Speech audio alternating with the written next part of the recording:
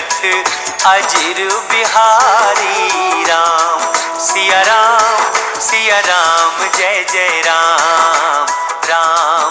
सिया राम जय जय राम। मंगल भवन अमंगल हारी, द्रवस दशरथ अजिर बिहारी राम। सिया राम जय जय राम राम। सिया राम जय जय राम।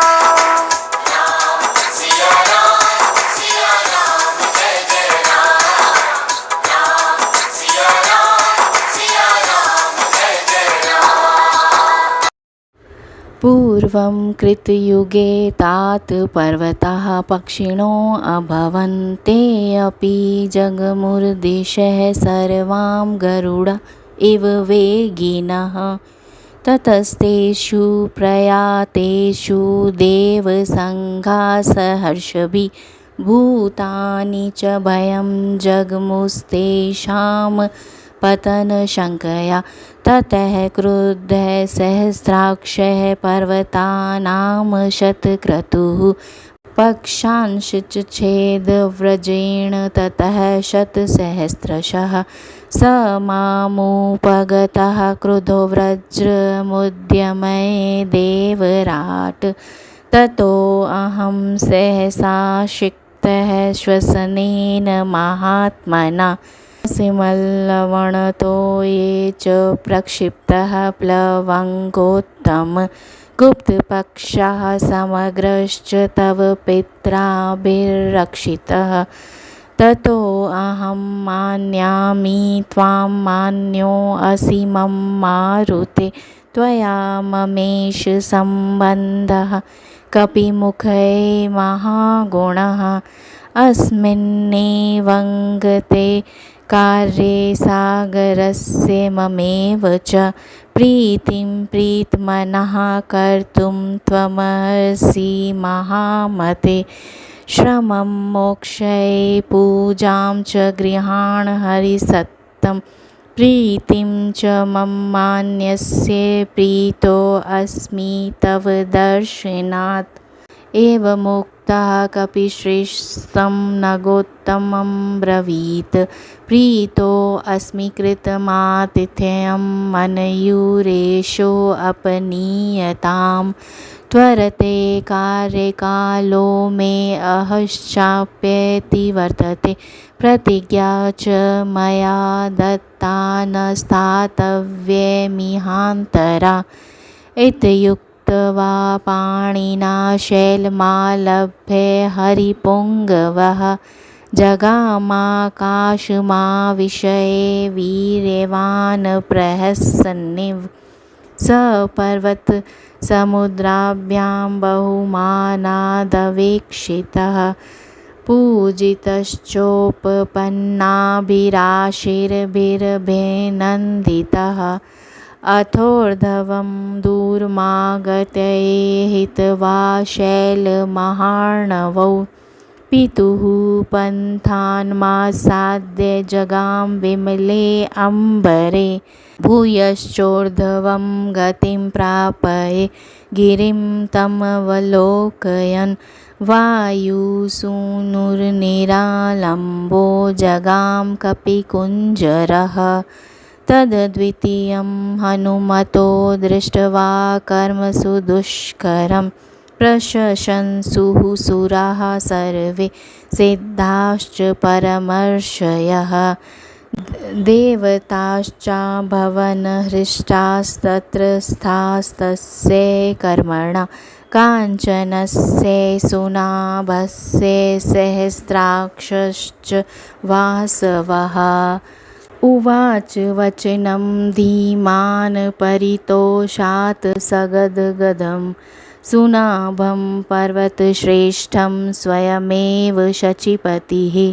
हिरण्यनाभशैलेन्द्रपरितुष्टोऽस्मि ते भृशम् अभयं ते प्रयच्छामि गच्छ सौम्ये यथा सुखं साह्यं कृतं ते सुमहद्विश्रान्तस्य हनुमतः क्रमतो योजनशतं निर्भयस्य भये सति रामस्येष हितायैव याति दाशरथेः कपिः सत्क्रियां कुर्वता शक्त्या तोषितोऽस्मि दृढं त्वया।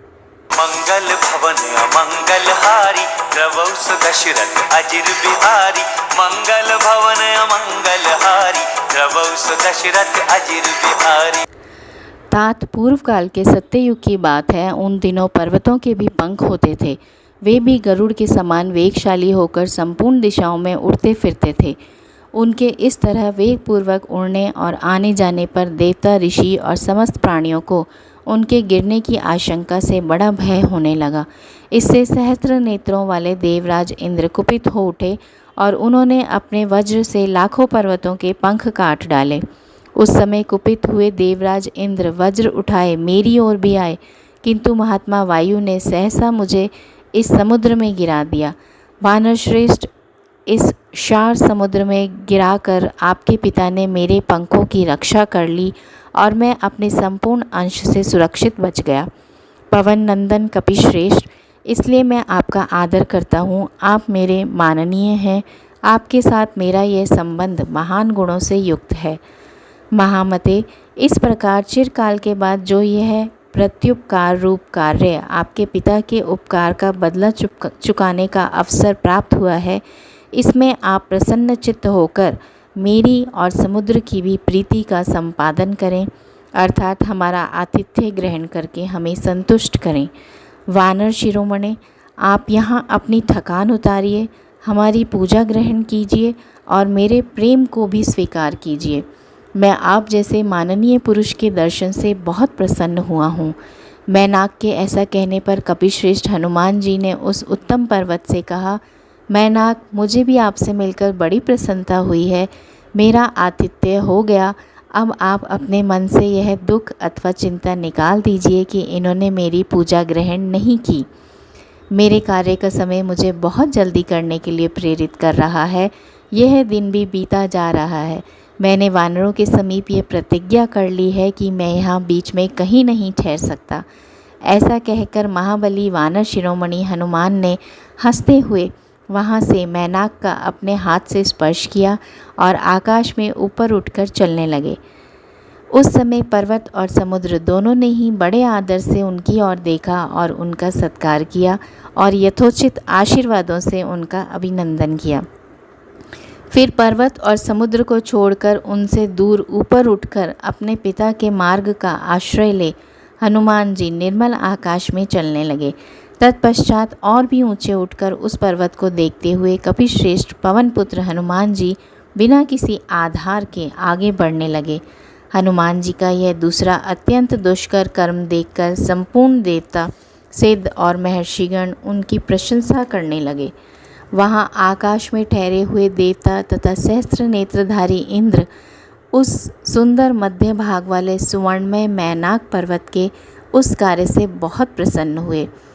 उस समय स्वयं बुद्धिमान शचीपति इंद्र ने अत्यंत संतुष्ट होकर पर्वत श्रेष्ठ सुनाप मैनाक से गदगद वाणी में कहा, सुवर्णमय शैलराज मैनाक, मैं तुम पर बहुत प्रसन्न हूँ।